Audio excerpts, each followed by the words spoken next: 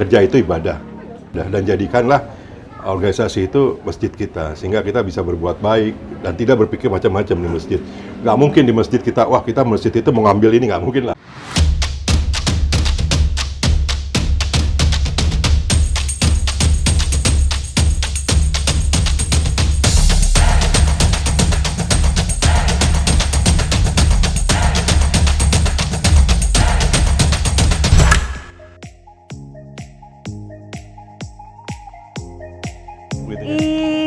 Selamat pagi Pak Sam. Pagi, assalamualaikum. Salam sehat ini Ibu. Ini pagi-pagi di sini jalan. Wah ini sedang apa ini? Sedang meninjau kampung jamu. Diundang Pak Sam. Saya yang undang? Iya. Kok suruh Pak saya? Baliklah kalau mak itu. Justru ini Bu, kami tunggu-tunggu gitu kan. Wah ini cukup bagus nih Bu kesini nih. Ini ada banyak ininya nih Bu. Gitu ya? Iya. Jadi apa ini Pak? Bisa kita lihat ya? Apa gimana Pak? Ah, kita bisa lihat ininya. Iya, coba Ibu lihat ininya. Dan ini di Kota Batu dan sini juga ada ininya. Ada tempat pembuatannya. Oh gitu. Ya Bu ya, di sini posek ya sana. Oke, Pak saya mau nanya, ada jamu awet muda nggak? Ada, tapi minumnya 20 tahun yang lalu. Aduh. Ada Bu untuk membuat kita inner beauty. Wah, itu bisa beauty. itu. Ya, oke. Ya, nah ini ada banyak nih yang ininya nih. Oke. Ada banyak varian-variannya Ada ini Bu. varian ya Pak ya? Kalau kita lihat nanti di sana. Boleh. Ayo, nah ini kampungnya nih udah bersih ya Bu ya. Iya.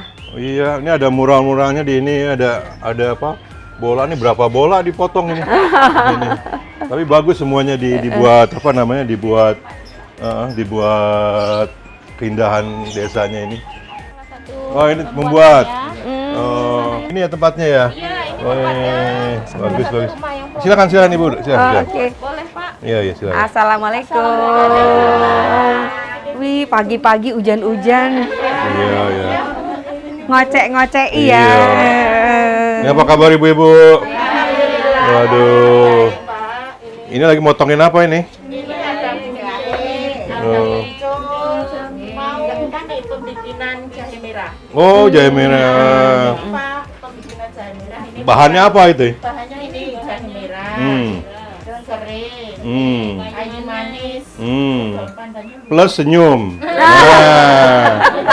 Iya. Gula merah. Mbak Iris blender. Oh, blender. Oh, blender ya. Memang pilihan Pak. Iya. Karena ini tambah karena kemajuan zaman kami menggunakan blender. Blender. Setelah di blender Rebus. rebus. Ya. Oh, yang diambil nanti airnya. Oh. Nama blender Mbak. Ini pembikinan jahe merah dulu ya Pak ya. Iya. Untuk panci.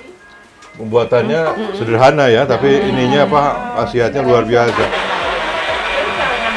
Ya? Iya. Benar. Ini dulu yang dicari sama penjajah. Ini nih yang gini-gini. Benar. Ya, mereka nyari rempah-rempah ke Indonesia. Benar, datang ke Maluku Iya. sana. Ini gula merahnya Mbak. Oh, langsung campur? Langsung itu direbus semua. Oh, direbus semua? Oh. Gula pasir, gula merah. Nah, ini ya Mbak. Nah, ini Mbak. Ini gula pasirnya. Takarannya berapa, Bu? Takarannya tergantung kita ini. Oh, tergantung. Kita penjualan Oh. banyak sedikitnya. Oh. Misalnya penjualan banyak, setengah kilo, apa sekilo. Tergantung Kalau ini. perbandingan antara tadi ini kunyit macam-macam dengan gula berapa banyak? Perbandingannya. Iya. Seandainya Gulanya itu seperempat. 4. Ininya seperempat. Gula putih seperempat, gula merah seperempat. Oh, oke. Mbak kenapa tetap pakai gula putih ya? Nggak gula merah semua? Ini kurang manis. Kurang manis. Ini apa kalau enggak tergantung kita, kadang ada yang seneng manis, ada yang enggak. Kan ada pesanan gula merah. Bisa Bu pesan Bu yang Kurang ya? Oh, bisa ya. Nah, ini yang kedua pembikinan beras kencur, Pak. Oh, nah itu gimana Bu kencur itu kesukaan saya tuh. Nah, Beras kencur, bahan-bahannya Pak. apa? Yang pasti ada kencur ya? Ada kencur. Ini beras yang sudah disangrai. Oh. Ini bahannya ini. Terus bumbunya ada adas, Adas. Oh, tetap pakai adas ya? kayu manis, Wih, komplit ya. ada kapulaga. Ini yang apa namanya? Ini kan belum disangrai. Iya. Kalau yang sudah disangkret jadinya kayak gini. Oh. Kita haluskan, terus kita blender, terus kita rebus. Nah sudah, ini masukin beras sama bumbu yang sudah ini tadi Pak. Ini beras kencur. Ada cabai Jawa, kayu manis itu sudah kami sangkret, kita haluskan jadi satu. Cabai Jawa yang gimana, Bu? Cabai Jawanya, sudah Oh. ini yang banyak di sana. Oh, iya. Cabai Jawanya macam-macam. Enggak, saya mau lihat bedanya antara cabai Jawa dan cabai Palembang. Kalau cabai Jawa kan cabai untuk jamu Pak. Oh, jamu. Khusus jamu, ya. Oh, jamu. Oh, cabai lempuyang itu Mbak ya sebutannya. Oh, lembu ya. Yang, Pak. Oh, iya. Panjang-panjang. Panjang. Iya. Oh. Ini Ibu tinggalnya di mana? Di sini semua? Oh, di semua.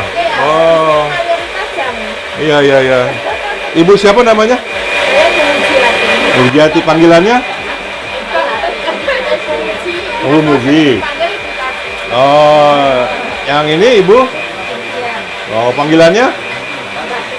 Mbak Mustiam. Jualannya jauh Pak. Oh, Gendong loh Pak. oh digendong? Iya betul. Oh. Gendong ini. Oh ini ininya ya? Pak ini juga masih gendong juga. Oh.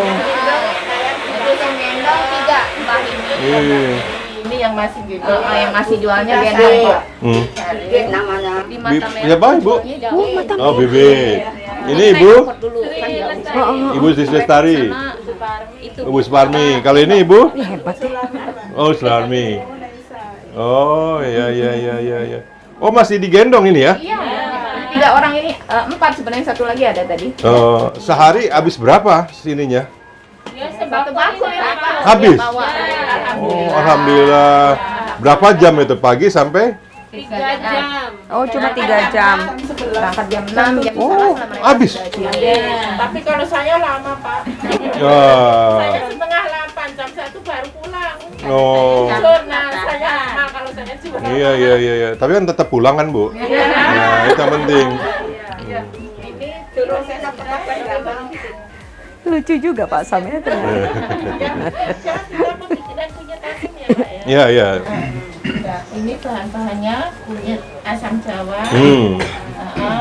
Ini juga dikasih gula merah Pak. Oh. Dikasih gula merah. Khasiatnya apa Bu gula merah tuh? Karena kadang-kadang kan bedanya antara gula merah dan gula putih apa? Lalu kayak segar.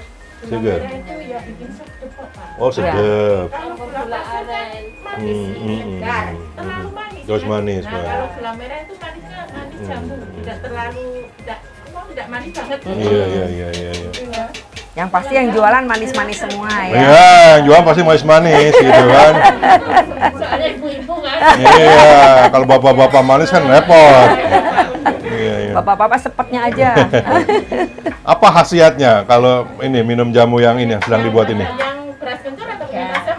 Kunyit asam. Kunyit asam itu untuk kulit, untuk Kulit. melancarkan kalau ibu-ibu ya Pak. Iya, iya. Melancarkan men. Kalau bapak-bapak melancarkan apa nanti? Untuk menjaga Kesehatan ya, stamina ya. Stamina juga. Kalau beras kencur untuk lesu. Iya. Makan. Iya. Hilangkan kalau batuk, masuk angin. Saya dari kecil dikasih nenek saya beras kencur. Kalau nginep di rumah nenek itu pasti sarapannya tuh minumannya beras Beras kencur. kencur. Iya, makanya jadi sekarang jadi gemuk gini, Bu. Karena Sehat, beras sehat. kencur. Sehat. Awet muda juga. Wah. Alhamdulillah ini. Akhirnya dibilang awet muda juga Iya. ya Pak. Tapi pakai juganya itu loh. Hati-hati lompat. Nah. Oh ya ditutup. Jadi kita kemasannya nah ini nanti ada kemasan yang Oh, kemasan ini.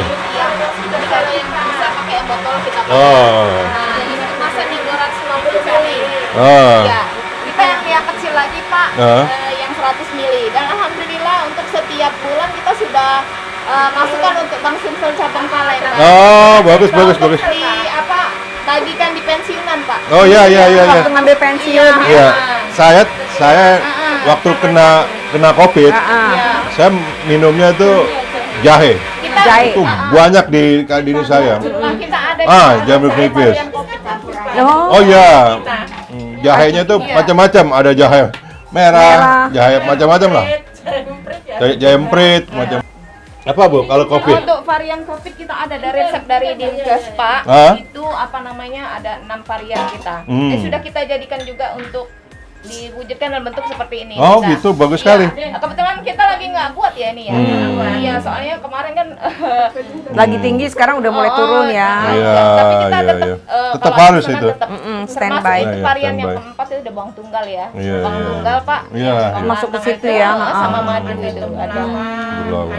Varian satu kita ada kopit ini untuk jahe ya. Ini jahe iya, merah Pak, dan jahe jahe. nih? Jahe. Oh, belum dikasih merek aja nih Pak ya? Iya, iya, iya. Ya, heeh. Oh, Oh, enak iya. sekali nih. Boleh jahe. Boleh coba ya? Boleh, Pak, Hei, silakan. Oke. saya tadi nunggu ditawarin Bu. Saya pegang-pegang terus gitu loh. Ibu boleh lah. Ibu sekali Ini Bu. apa nih? Iya, iya. Beras kencur. Ah, beras kencur, Ya. oke. Tukeran. Iya. Ya, Saya ya, beras ya, kencur ya, deh. ya, ya. Bismillahirrahmanirrahim. Bismillahirrahmanirrahim. Boleh diaduk dulu. Ya, The Community Jamu Ada apa Pak di sini aja? 16. Iya, iya. Bok seger. Menyehatkan badan dan memperkuat daya tahan tubuh. Wah, keren. Luar biasa kalau biasa di luar. Ya. Luar biasa. Biasanya saya langsung habis ini. Kencurnya terasa ya? Hilangkan. Kuat ya? Hilangkan. Nah, bener. Lagi masuk angin beneran. Hujan ini enak. Aku habis kerokan semalam soalnya. Ini boleh juga ya. Kalau ada tamu di kantor siapkan ini nih. Ah. Pengennya juga kita begitu. Iya, ditaruh di ini kan. Jadi nggak ada minuman-minuman ini lagi. Oh, boleh juga. Boleh. Kalau misalnya kantor pusat mau Pak, kita kan kalau setiap bulan kan untuk kantor cabang Palembang Iya, kan sudah iya. pesan. Boleh kalau misalnya untuk kita mau masuk untuk ke Bapak. Oh, boleh. Nanti Pak. Nanti kerjasama dengan ini aja, ibu-ibu Koperasi ya, Pak? IPK, koperasi. Boleh, nanti Melalui bisa koperasi di- juga nanti kita fasilitasi. Iya boleh. Iya, iya, iya. Alhamdulillah. Iya. Hari Jumat lagi nih ya. Nah, betul. Apa setiap Jumat nanti kita masukin. Habis boleh. olahraga ya. Habis olahraga dan jamu. Iya. Semakin maju. Ya ada semangat Amin. moto kita di depan Pak. Minum jamu biar sehat. Ah, benar. Biar sehat. Bok seger. Iya. Keren. Ini Seger gitu nama orang. Wah, Oh, nama orangnya. bok seger yang selalu seger. Kalau ininya apa merek yang mesti ada satu merek yang benar-benar mewakili kampung ini. Oh, itu ada nih komunitas jamu Bintara kita ada Pak. Iya. Nah, Kenapa tapi Bintara? masing-masing bisa pakai merek Bintara sendiri. tuh nama lorong kita. Oh, Pak. nama lorong. Kita kan Bintara tuh. Oh. Jadi makanya kita ada namanya komunitas jamu Bintara Pak. Namanya apa ini? Bintara. Kalau ini bok seger. Mbok segar dari lorong Bintara. Nah, ini. Ah, bawahnya. Ini, Nah, ya, jamu betul. Bintara, Mbok Segar. Ah, itu bagus, ini bagus kok. Iya. Waduh, ini bisa banyak. Ini boleh saya bawa? Boleh Pak. Nanti kita juga ada. Iya. Dan di depan juga. Iya. Oh iya. Makasih ya, ini saya bawa ya. Salam sehat terus semuanya. Iya, amin. Ya, assalamualaikum. Assalamualaikum. Wah, Ibu, silakan Bu. Ini sedang apa ini Ibu? Pakaian kita ternyata seragam ya? Oh iya. Oh, Mbak Marni. Ini belum jalan nih Bu? Belum? Oh, udah saya. Oh. Kelilingnya kemana Ibu? Ke Kebon Siri. Oh, berapa kilo itu dari sini ya? Oh, naik angkot dulu. Oh, berarti punya langganan di sana Ibu ya? Oh, iya gitu ya. Tapi penjualannya sekarang ini gimana? Bagus. Alhamdulillah. Oh. Iya. Kalau kunyitnya dari mana, Ibu? Pasar. Jualannya ke turunan Pak, jadi sekalian belanjanya di pasar. Oh, langsung. Iya. Wah, ini saya nggak mau ganggu lagi kerja ini. Iya. Oh, pantas pakai ini supaya jangan kuning ke sini ya. Waduh, kalau kuning semuanya repot ini kan. Oh iya. Ya, sehat semua ya Bu ya. Ya.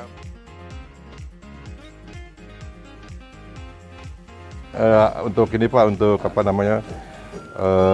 penghijauan dan juga untuk bisa digunakan untuk jamu, untuk selanjutnya untuk yang lainnya. Ya Pak, ini dari Bang Bubble dimanfaatkan. Sebenarnya ada satu yang ketinggalan yang tadi yang cabai sama itunya. Tapi nanti kita menyusul ya itunya. Ya nanti untuk kegiatan Sumatera Selatan Mandiri Pangan. Nanti kita coba bikin kegiatan lagi. Ini terima kasih sudah bagus tempatnya. Iya, udah bersih, macam-macam, nggak ada kotoran gitu.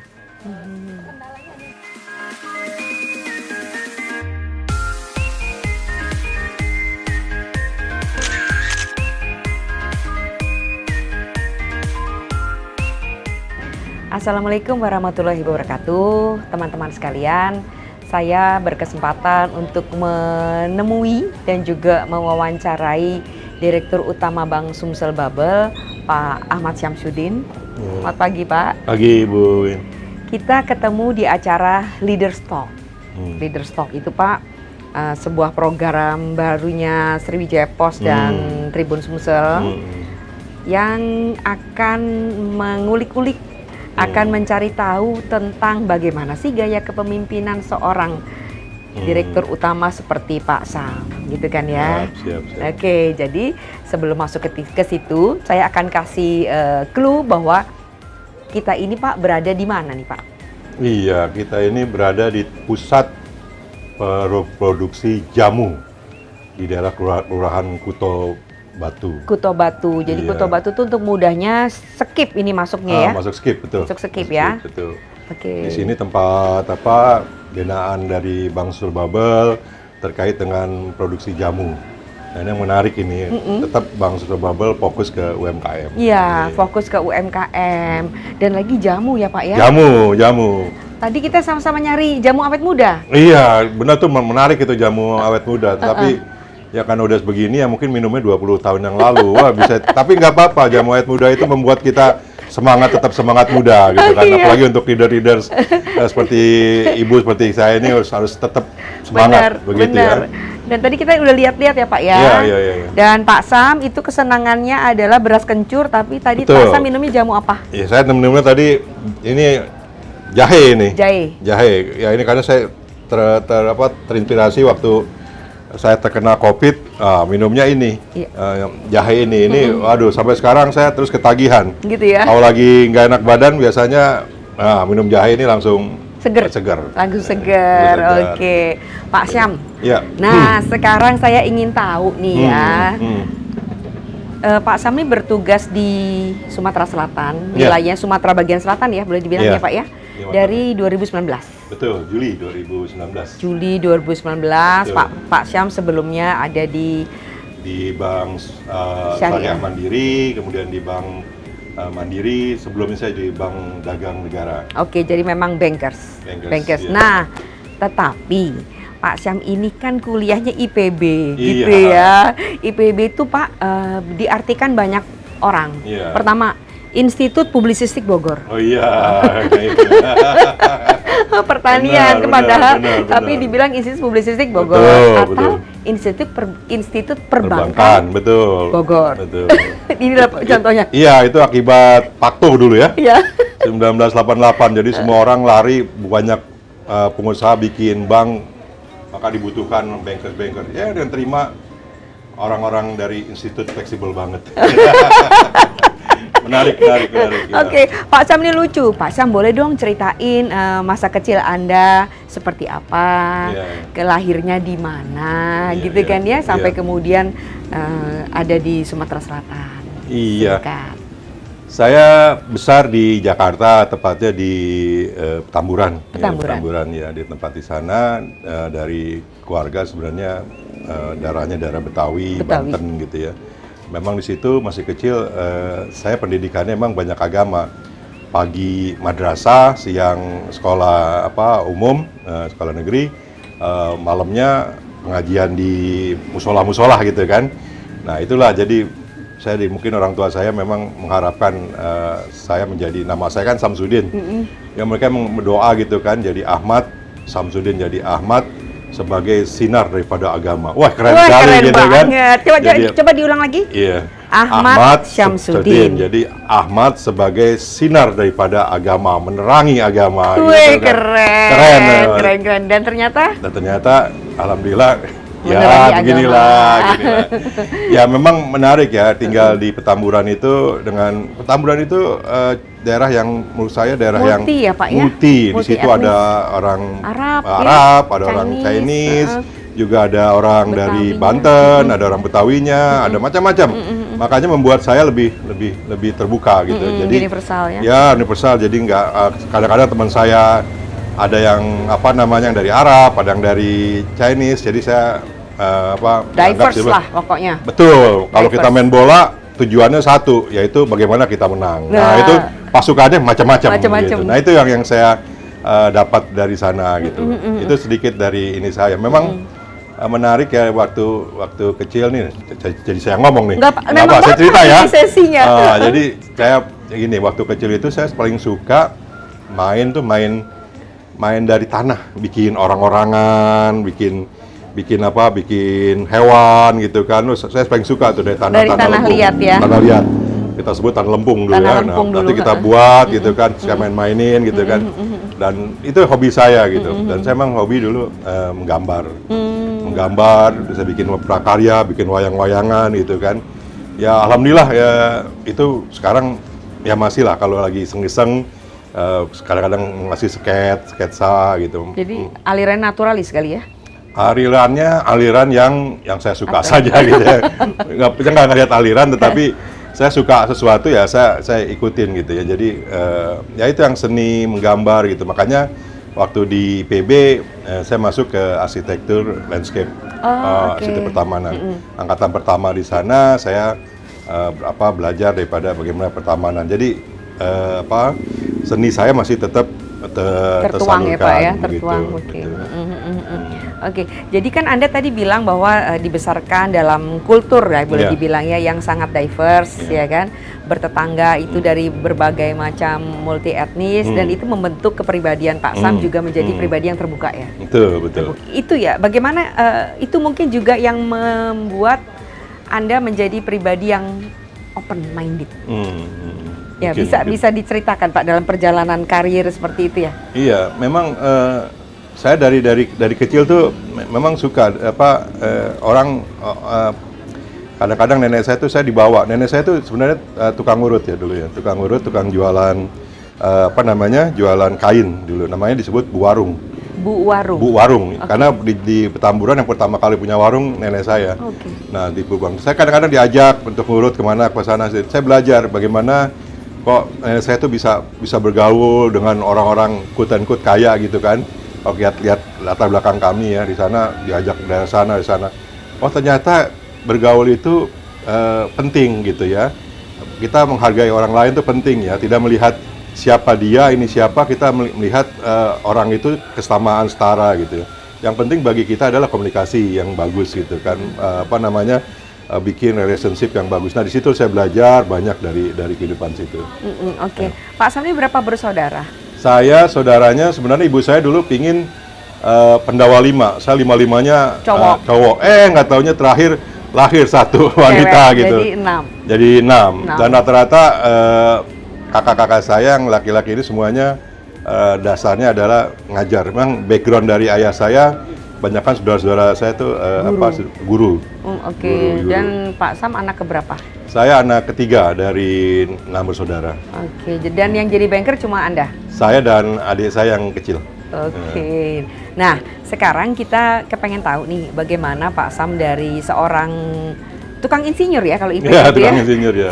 Kemudian bisa jadi itu tadi, bisa jadi banker. Gimana ceritanya tuh? Iya, sama lah. Dulu kan kalau kita nanam, kalau saya di pertanian di landscape, saya nanam, saya berharap tanaman saya bisa berbunga.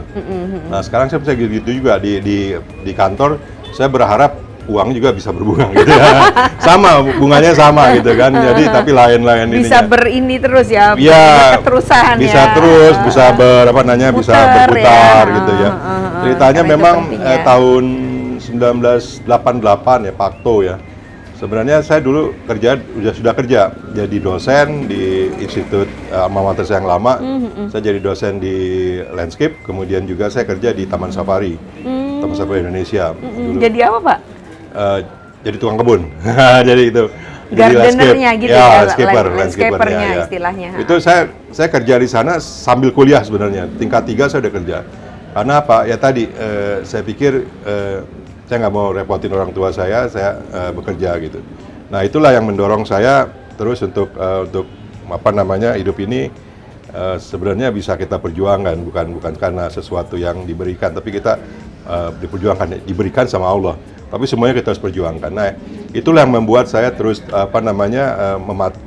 mematri diri saya untuk terus berjuang. Dan kemudian memang dari SD, kemudian SMA, kuliah, saya dipilih sebagai ketua kelas terus gitu kan. Nah, ini yang membuat saya terdidik. Ada sesuatu itu membuat saya kalau ada masalah gitu, saya ingin menyelesaikan masalah itu. Walaupun bukan area saya. Kadang-kadang orang melihatnya, kamu ikut campur. Tetapi kadang-kadang ini yang membuat saya sering ingin naluriah gitu kan? Iya, naluriah kalau ada masalah nih, kenapa ingin ingin menyelesaikan. Nah, itu yang terus mematri diri saya, dan inilah yang membuat prinsip-prinsip saya untuk bisa berkembang di karir yang saat ini. Di perbankan saya masuk pertama kali di BDN, Bank Dagang Negara. Kemudian dari Bank Dagang Negara gabung 99 masuk ke Mandiri. Kemudian ditugaskan sekitar tahun 2010 di Bank Syariah Mandiri sebagai direktur. Kemudian saya kembali ke Bank Mandiri. Kemudian saya resign.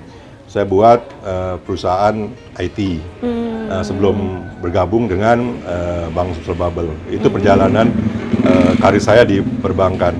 Yang menarik bagi saya adalah bahwa hidup ini bagi saya itu adalah belajar. Di setiap tempat saya belajar, dan itu biasanya saya catat, dan insya Allah ini yang sekarang dicatat seperti apa? Ditulis manual atau di ponsel atau gimana? Kalau dicatat di remind atau gimana? Semuanya saya catat, di remind saya pakai, kemudian ini. Tapi kalau yang penting biasanya saya catat dan malam saya baca. Saya baca, kemudian saya bikin sesuatu yang ini untuk apa ya? Ini untuk apa ya? Jadi kalau kita membuat sesuatu gitu, misalnya kita bikin jamu gitu ya.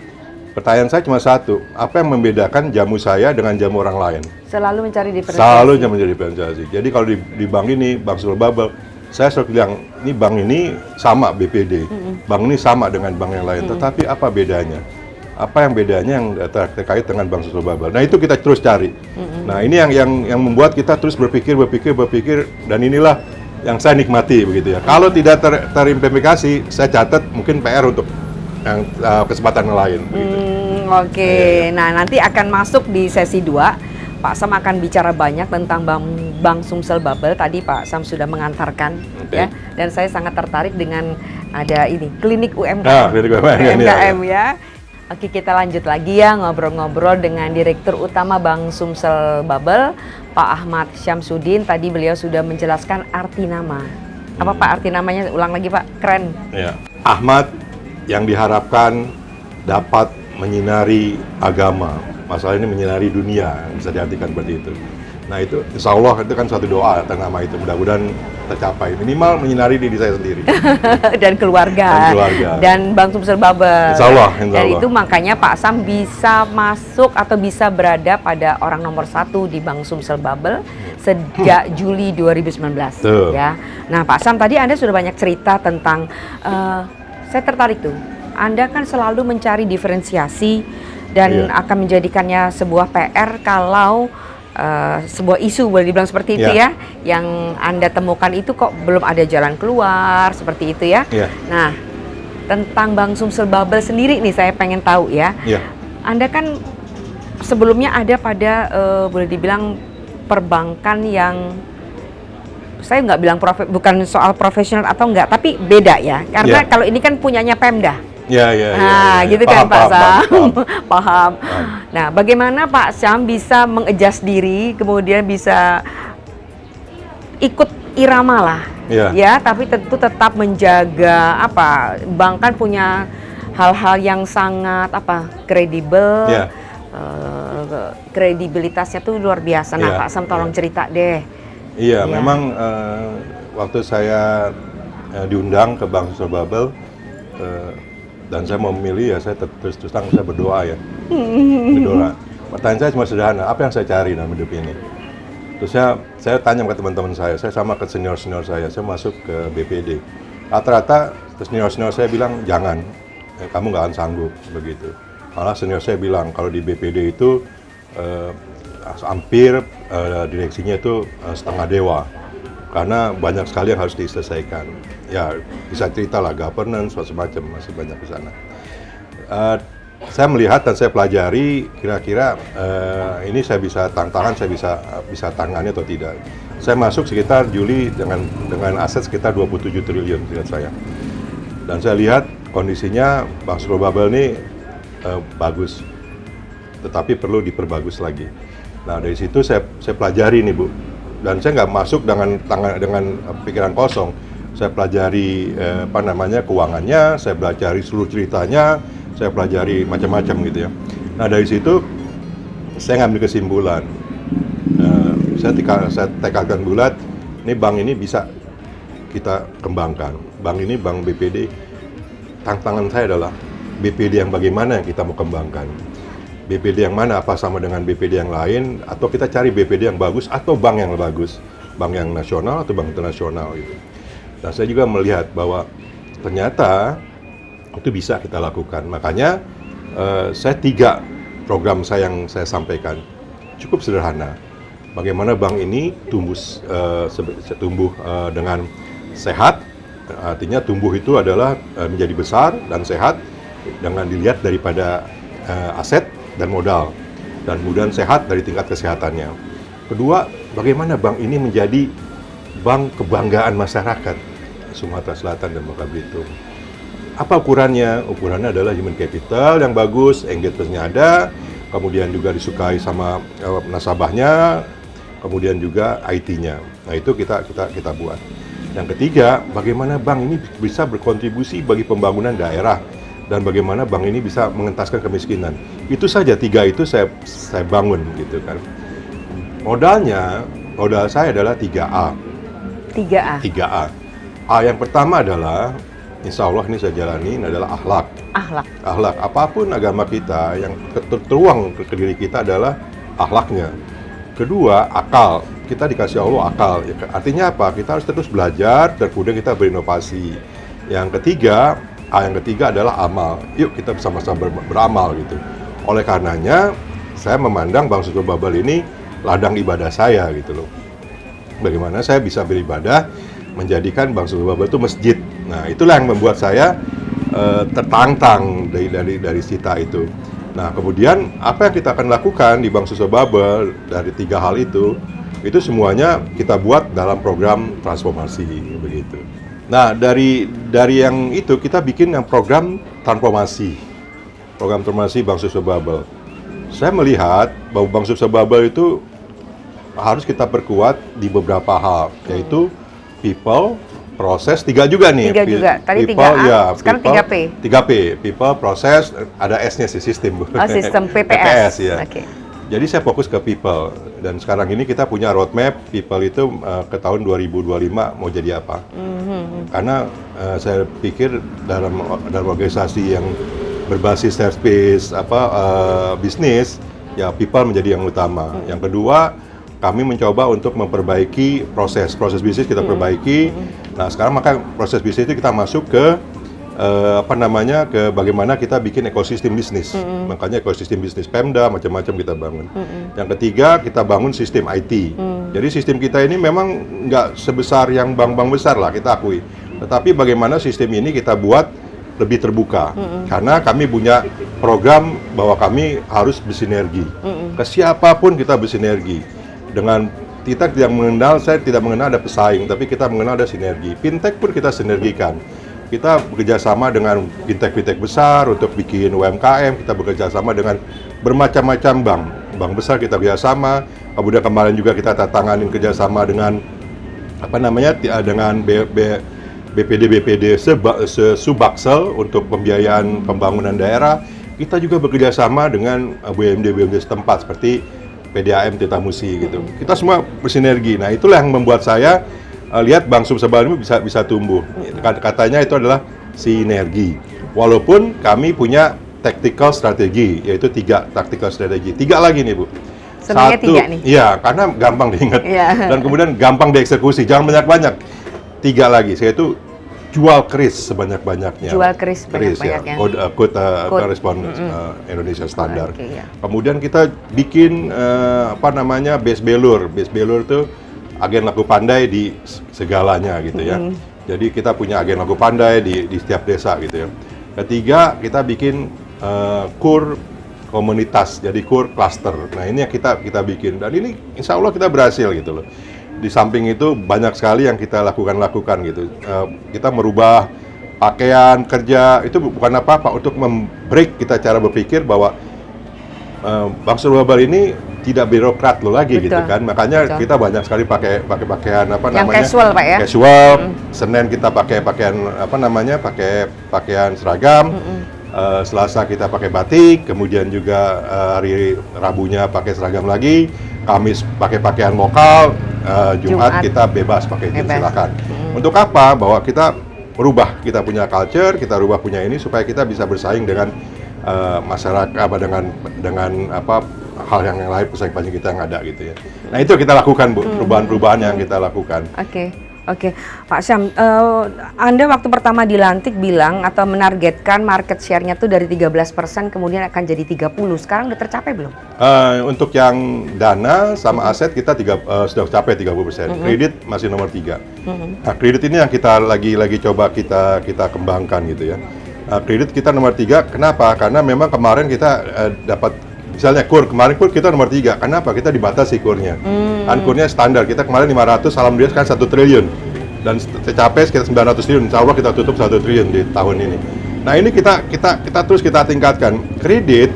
Nah, ini juga saya bicara kredit, mungkin boleh saya minum dulu ya? Silakan, Pak. Kalau kredit ini agak bersemangat, jadi saya harus minum dulu. Minumnya jahe lagi. Minumnya jahe. Saya tadi minum beras kencur, jadi kayaknya keringetan nih, Pak. Iya, saya juga keringetan. Nah, kalau kredit, saya punya tactical seperti ini. Bank Sulawabal punya existing capability yang kuat, yaitu apa? Yaitu di sektor consumer. Banyak orang bilang, wah jangan ke situ saja. Tapi saya bilang tetap, karena itu capabilities yang kita punya. Nah, kedua, apa yang kita lakukan? Cut dulu ya. Kat, aku juga mau bersihin kok tahu. Iya. Aduh. Kan? Emang panas soalnya. Iya. Panas. Ada hujan mengganti ini, Iya, ganti. ganti, suhu, ya.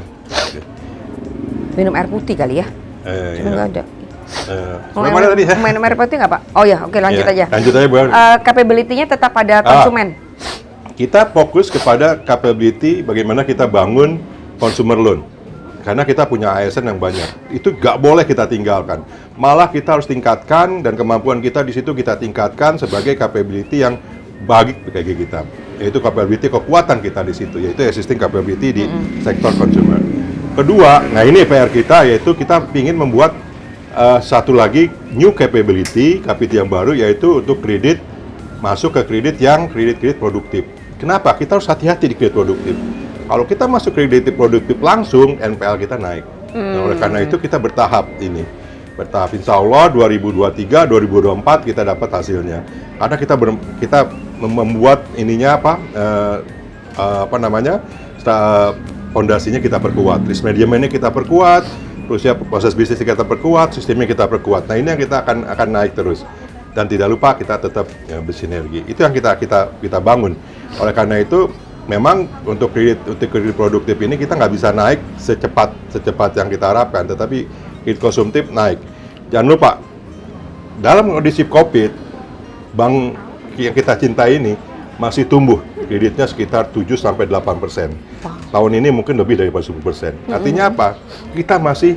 Mesin kita masih bagus dalam kondisi COVID ini. Bayangin aja, Bu. Saya masuk Juli 2019 seperti itu sampaikan. Iya. Saya sedang belajar sampai dengan 3 bulan ke depan. Saya punya strategi, saya sedang pelajari strategi itu. Di bulan Maret masuk yang namanya si COVID itu. Iya. Di situ saya terkena COVID juga. Semua bisnisnya juga semuanya agak berantakan. Semua orang bingung gitu. Tetapi di tengah saya dapat COVID, saya masih berpikir inilah saatnya kita evaluasi diri kita. Itu yang penting. Orang-orang pada sibuk, saya bilang ke teman-teman, masuk ke existing capability kita, masuk ke credit consumer. Kedua, kita perbaikin proses bisnis kita. Karena kesempatan ini adalah baik untuk melihat, mengeneral check up diri kita. Itu pun dapat karena saya kena COVID. Kenapa ya saya kena COVID ya? Loh kalau gitu Bang, kenapa ya begitu ya? Loh, kalau saya kena COVID, saya harus perbaikin. Saya punya imun. Nah, Bang juga harus perbaikin. Bang itu punya imun. Nah, itu yang kita lakukan gitu loh, Bu. Jadi ternyata COVID itu membawa sekali banyak manfaat dan hikmah. Iya, kalau kita lihatnya selalu positif. Positif. Iya, kalau kita negatif mungkin saya akan ini gimana, Lesu, lesu, ya macam-macam. kan? Tidak, malah Marah, saya segala macam. waktu kita kena COVID pun saya pimpin perusahaan dari rumah. Jadi saya tetap olahraga, saya pimpin dari rumah. Dan cepat ya Pak Sam pemulihannya ya? Kemudian cepat. Makanya saya nggak pikirin apa yang jadi ini. Yang penting bagi saya ini adalah masalah sepanjang saya masih bisa bernapas, masih bisa ini, kita lakukan. Saya rapat-rapat dari rumah, kemudian kita bilang, yuk kita evaluasi Bank Sustainable. Yuk kita masuk ke existing capability kita. Nah ini yang kita lakukan. Kenapa bank ini bisa menjadi bank yang untung? Oke, jadi tadi menarik tuh Pak Sam kan bilang gini ya, memperbaiki imun. Ya, Nah ya. dalam hal itu juga berarti treatmentnya pada memperbaiki imunnya kondisi perbankan, khususnya Bank Sumsel. Betul. Bank Sumsel Bubble ya. Betul. Oke. Nah yang imun yang saya maksud, kita membuat program transformasi. Kita evaluasi kita punya pegawai, kita evaluasi kita punya sistem. Jadi penilaian sekarang dulu sistem kita masuk misalnya pegawai masuk kita proses sendiri. Tapi karena itu ada masuk subjektivitas, kita pakai pihak ketiga supaya mereka lebih objektif. Kemudian juga kita bagaimana proses teman-teman yang ke depan, karirnya gimana, kita pikirin. IT kita yang ada sekarang ini kita nggak puas, kita bikin IT-nya supaya kita bisa open dan kemudian bisa kita colokkan lah gitu kemana-mana gitu kan. Kemudian juga proses bisnisnya kita perbaikin. Kemudian juga rencana bisnis tahun 2025 kita evaluasi lagi. Begitu. Ini menarik gitu dan ini membuat hidup terasa hidup gitu ya. Hidup Tantangan terasa itu. hidup, jadi tambah bersemangat. Tambah bersemangat. Begitu, itu, Pak. Oke, Pak Sam, coba tolong dijelaskan apa yang dimaksud dengan klinik UMKM. Klinik UMKM. Kita punya UMKM, karena tadi saya bilang fokus ketiga kami adalah bagaimana berkontribusi bagi pembangunan daerah dan pengentasan kemiskinan. Salah satunya apa? Pengentasan kemiskinan itu dan kontribusi pada daerah itu, yaitu melalui UMKM. Kita lihat UMKM kita di waktu kita ada krisis di 97-98 ingat saya, 2005 kita krisis lagi, Iya. UMKM kuat. Tetapi di pandemi itu semua gugur. Betul. Semua gugur. Makanya kayak saya bilang, wah ini kita diingetin sama yang di atas itu.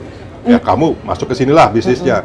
Jadi saya merubah pola paradigma bisnis kami adalah bagaimana bisnis kita berbisnis itu bantu orang dulu, insya Allah ada bisnisnya. Nah UMKM lah masuk di situ. Makanya di UMKM kami benar-benar bikin secara sistematis, bikin kelompok UMKM, kami didik dan kami bina. UMKM itu 3 keberhasilannya yang kami pelajari. 1, akses dana. 2, harus dididik. 3, harus ada akses pasar. Ini yang kami lakukan. Nah, klinik UMKM ini yang kedua ini plus tangannya ketiga untuk akses pasar itu pembinaan. Nah, ini yang kita bangun. Makanya kami bikin klinik UMKM, kami keliling seperti sekarang ini di sentra jamu di Palembang. Kami juga punya ada webinar untuk klinik UMKM dan insya Allah kita akan kasih ekspor ke Australia, insya Allah doakan. Untuk apa Pak? Untuk UMKM juga. Jadi dibuka aksesnya sampai Australia sana? Sampai Australia ke sana. Untuk produk apa? Macam-macam produk Bu. Jadi yang kemarin itu memang ada sedikit masalah, tapi menarik gitu ya, menarik. Yaitu kita kirim emplang ke Australia gitu ya. Ternyata kalau emplang kan di sini kan harus dijemur. Ya. Kemudian di Australia kan nggak dijemur, langsung digunakan, kok bantet gitu kan. Nah, ternyata kita harus belajar bahwa kalau mau kita ekspor ke luar negeri, kita harus jelas ingredientsnya bagaimana, cara pengemasan yang bagus, cara masaknya bagaimana, itu harus kita pelajarin gitu. Jadi menarik dan saya juga belajar banyak dari sini. Oke, jadi BSB ini sudah banyak sekali melakukan terobosan di bawah kepemimpinan Pak Sam, dan bagaimana bisa sampai pada tahap itu, nanti kita akan masuk pada sesi ketiga. Pak Sam akan bilang tentang kepemimpinan. Pak Syam, kita tahu ya, setiap organisasi, setiap unit, setiap lembaga itu pasti ada pemimpinnya, gitu ya. Dan pemimpin itu biasanya kan bisa dirasakan keberhasilannya, gitu kan, meskipun mungkin orang tidak mengakui dan segala macam gitu ya Pak ya. Itu biasa dinamika ya Pak ya. Oke. Nah, bagaimana sih Anda bisa sampai pada atau punya kiat-kiat dalam kepemimpinan? Dan tadi kan Pak Sam sudah mengawali dari kecil tuh senang memimpin, gitu ya. Itu berarti kan born to be a leader. Nah, Pak Sam bisa cerita itu bagaimana dari kecil memimpin, kemudian memimpin setiap organisasi dan caranya seperti apa, gayanya seperti apa? Saya percaya bahwa setiap orang itu ada pemimpin. Agama kita juga bilang juga kan bahwa kita itu semuanya adalah pemimpin. Minimal pemimpin untuk diri kita gitu ya. Organisasi ini kadang-kadang pemimpin itu, ada pemimpin organisasi itu kadang-kadang juga ada timingnya yang tepat gitu. Pemimpin banyak, tapi kadang-kadang nggak menonjol karena challenge-nya nggak ada gitu, atau tidak membuat challenge gitu. Saya melihat tadinya memang waktu saya memimpin itu awalnya saya bingung juga ini mau gimana, apalagi BPD ya gitu ya. Lihatnya gimana? Ya kembali, ternyata dikasih jalan. Ini ada challenge-nya loh. Kamu ada dapat challenge BPD yang sekarang sedang begini, kemudian juga kamu ada COVID, ada ada industri 4.0 digital, kemudian juga kamu punya challenge yang pesaingnya gitu kan. Nah, itu suatu kesempatan bagi seorang pemimpin muncul gitu kan. Yang masalahnya bagaimana memimpinnya kan gitu ya. Tetapi berbahagianya adalah saya melihat ada challenge-nya, tapi saya juga punya modal yang kuat, yaitu tim. Gitu. Pemimpin tanpa tim nggak bisa. Saya gitu. Siapa orang pemimpin juga harus mempunyai tim kan ya. Yang saya bikin adalah timnya dulu untuk ini. Suka nggak suka, saya harus bikin timnya itu menjadi tim yang kuat. Ya, jadi kalau kita lihat pemimpin itu kadang-kadang ada kesempatan untuk menjadi pemimpin itu karena situasinya yang berubah gitu dan menonjol. Semua pemimpin adalah. Semua punya karakter yang sama menurut saya. Tetapi kadang-kadang kesempatan yang dia tidak punya gitu ya. Atau dia tidak cari. Bisa jadi. Atau pada zona nyaman. Itu yang berbahaya sekali, zona nyaman. Tapi setiap pemimpin pasti kalau tidak ada zona nyaman, dia buat zonanya itu tidak nyaman. Yaitu dengan membuat tantangan baru. Nah ini kita lakukan. Jadi harus selalu ada challenge. Selalu di challenge. Nah, kebetulan challenge-nya datang sendiri ke kami gitu kan. Nah, kami harus bikin bagaimana transformasi itu gitu ya. Dan bagaimana ininya. Dan kedua, kita punya modal gitu. Kembali, saya selalu berpikir pemimpin itu about human capital. Nah, saya berpikir ya, saya larinya adalah bagaimana saya punya tim yang kuat. Jadi, dua hal itulah yang membuat saya menjadi mudah gitu ya. Hasilnya silakan dilihat sama orang yang lain ya. Dirasakan pasti. Ya, saya nggak merasakannya sendiri, tapi orang lain yang merasakan. Ada pengakuan. Ada pengakuan ya, pengakuan dari stakeholder, pengakuan dari nasabah, macam-macam itu yang itu kan. Tapi itu bukan sesuatu yang saya cari. Yang saya cari adalah bagaimana berbuat baik untuk semuanya sesama. Itu yang baik.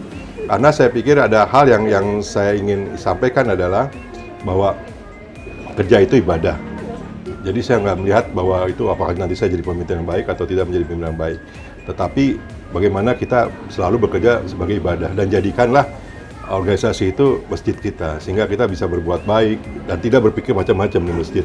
Nggak mungkin di masjid kita, kita masjid itu mau ngambil ini, nggak mungkin lah. Nggak mungkin. Nggak, jadi kita harus berpikir yang bersih. Di masjid itu bersih, kemudian kita menjadi orang yang benar-benar mengamalkan itu ibadah. Jadi ibadahnya tidak kita hanya ritual, tetapi ibadah dalam pengertian yang sesungguhnya begitu ya.